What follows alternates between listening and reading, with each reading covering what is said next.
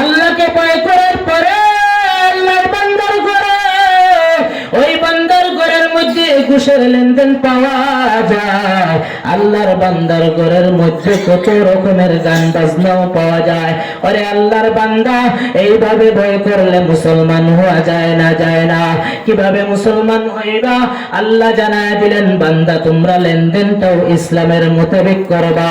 আজকে মুসলমানের ঘরের মধ্যে সুদ পাওয়া যায়, অথচ আল্লাহ জানায় দিলেন, এরে গোলাম, ইয়া আইয়ুহাল্লাযীনা আমানুত্তাকুল্লাহ ওয়া যারু মা বাকিয়া মিনার রিবা ইন কুনতুম মুমিনিন।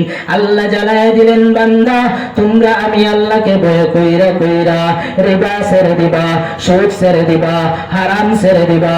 তোমরা যদি মুমিন হয়ে থাকো, যদি তোমরা আমি আল্লাহর উপর ঈমান আনিয়েই থাকো, যদি তোমরা ফেরেশতাদের উপর ঈমান আনো, যদি তোমরা আখিরাতের উপর ঈমান আনিয়েই থাকো, তাহলে হে ঈমানদারের দল, তোমরা দুনিয়াতে থাকবা যতদিন সুদ গ্রহণ করবা না, করবা না, সুদের লেনদেন করবা না। আল্লাহ জানায় দিলেন, বান্দা সুদ খাইবা না।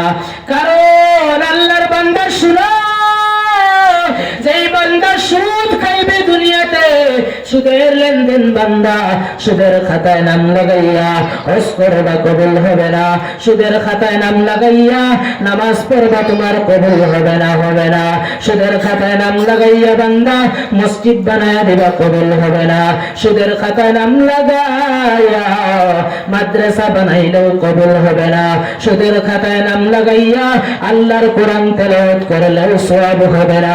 সুদের খাতায় নাম লাগাইয়া তুমি যদি আল্লাহর ঘরের মধ্যে তওয়াফ করো আর বলো আল্লাহুম্মা লাব্বাইক লা শারীকা লাক লাব্বাইক, আল্লাহর কাছে তুমি লাব্বাইক লাব্বাইক বলে বলে তুমি হয়রান হয়ে যাবা। আমার নবী 1500 বছর আগে জানায়, হে আমার উম্মতেরা, যদি তোমরা এই খানায় কাবায় আল্লাহর ঘরের সামনে যাও, যদি হারাম টাকা নিয়া নিয়া লাব্বাইক লাব্বাইক বলো, আমার আল্লাহর তরফ থেকে আওয়াজ হয়ে যায়, লা লাব্বাইক ওয়ালা সাদাইক, আমি বান্দা তোমার হাজিরা গ্রহণ করি নাই। এজন্য বান্দা সুদের টাকা দিয়ে তুমি যা করবা কোনো কবুল হবে না, সওয়াব হবে না। বলে সুদের টাকার গুনাহ কিরকম? আল্লাহ জানায় দিলেন কোরআনে, লা তাকরাবুজ জিনা, তোমরা জিনার ধারে কাছেও যাইবা না, যাইবা না। আল্লাহ বলেন লা তাকরাবুজ জিনা, তোমরা জিনার ধারে কাছেও যাইবা না।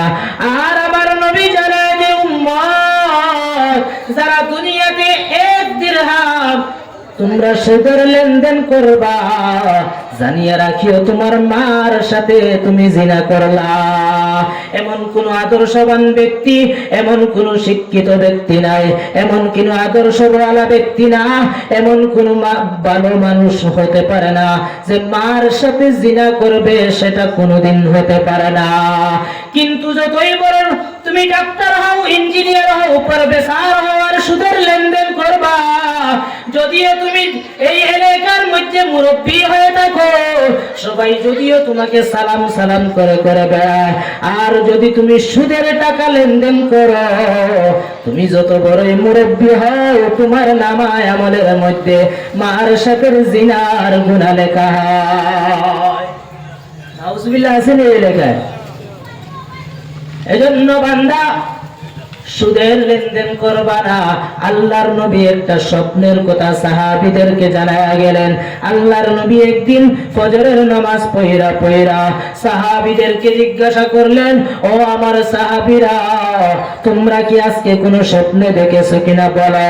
কেউ কোনো আওয়াজ করে না, করে না। নবী আমার জানায়া দিলেন, সাহাবীরা শুনো, আমি নবী আজকে স্বপ্নে দেখলাম আমাকে 2 জন ফেরেশতা আসিয়া উঠায়া নিয়ে যায়। আমি যাইতে যাইতে দেখি একটা সুন্দর চাটিয়াল ময়দানের মধ্যে নিয়ে গেল। আমি ওখানে যাওয়ার পরে দেখি একটা নদী প্রবাহিত হলো। সেই নদীর মধ্যে শুধু রক্ত, এই রক্তের মধ্যে একজন মানুষ সাঁতরাইতে সাঁতরাইতে ওপার দিকে আসতেছে। বান্দা বান্দা যখন পারের মধ্যে উঠবে, আমি তাকে দেখি পারের মধ্যে আরেকজন পাথর নিয়ে দাঁড়ায় আছে। আর ওই বান্দা যখন সকাল থেকে উঠতে চায়, ওই বান্দা পার থেকে একটা পাথর নিক্ষেপ করা হলো। ওই পাথরটা যাইয়া বান্দার মুখের মধ্যে যখন পড়িয়া যায়, ওই বান্দা আগের জায়গার মধ্যে আবার চলে যায়। আমি তাদেরকে জিজ্ঞাসা করলাম, ওরে ফেরেশতার দল, এই ব্যক্তিকে আমাকে জানায় দাও। ফেরেশতারা বলে, নবী আমার, এই উম্মতেরা হলো আপনার উম্মত, যেই বান্দা দুনিয়াতে সুদের লেনদেন করবে, এভাবে তার কিয়ামত পর্যন্ত এই রক্তের নদীর মধ্যে সে সাঁতার দিতে থাকবে, কিন্তু কোনোদিন পারে উঠবে না। এজন্য নবী জানায় দিলেন, এ আমার সাহাবীরা, আমি রাত্রে বেলায় স্বপ্নটা দেখলাম। ওরে আল্লাহর বান্দা, ভালো করে শুনো, সুদ গ্রহণ করলে আল্লাহ কি বলে জানো? আল্লাহ বলে, ফাইল্লাম তাফআলু ফাআযানু বিহারবিন মিনাল্লাহি ওয়া রাসূলি। আল্লাহ জানায় দিলেন, বান্দা, যারা সুদ গ্রহণ করবা, তোমরা সুদ ছাড়ো না, সুদ তোমরা যারা ছাড়ো না, তোমাদের জন্য আমি এবং আমার রাসূলের যুদ্ধের ঘোষণা করে দিলাম। জোরে বলুন না নাউযুবিল্লাহ। আল্লাহ এবং রাসূলের সাথে কি যুদ্ধ করা সম্ভব? কি বলেন, পারবেন না আপনারা? হ্যাঁ, কেউ কথা বলে না, মনে মনে ভাবতেছে আল্লাহ এই তো আর বড় জিনিস না, যুদ্ধ করবার কি?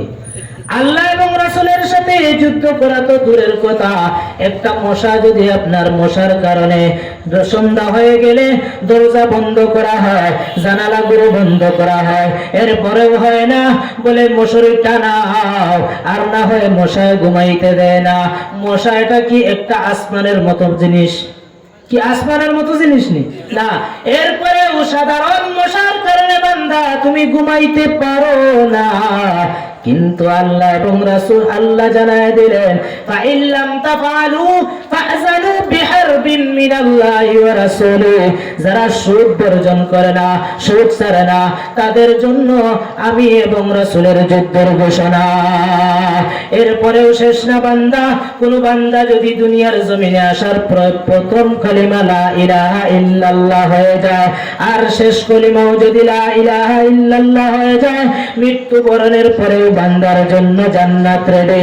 কিন্তু নবী আমার জানায় দিলেন, ওরে আমার উম্মত, ভালো করে তোমরা শুনিয়া যাও, যেই বান্দা সুদ গ্রহণ করবা, সেই বান্দা যদি 1000 বছর তাসবিহ তাহলিল করেও হবে না, 1000 বছর কোরআন তেলাওয়াত করলে মৃত্যুর সময় তোমার কলিমা নসিব হবে না, 1000 বছর হায়াত পাইয়াও যদি সিজদার মধ্যে কাটায়া দাও, তারপরেও তোমার সিজদা কবুল হবে না, মৌতের সময় তোমার কালিমা নসিব হবে না।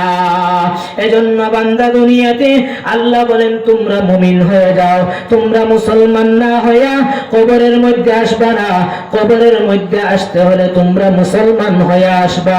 আল্লাহর বান্দা ভালো করে শুনিয়া যাও, আল্লাহ বলেন, বান্দা উদখুলু ফিস সিলমি কাফা, তোমরা পরিপূর্ণভাবে ইসলামের মধ্যে ঢুকে যাও।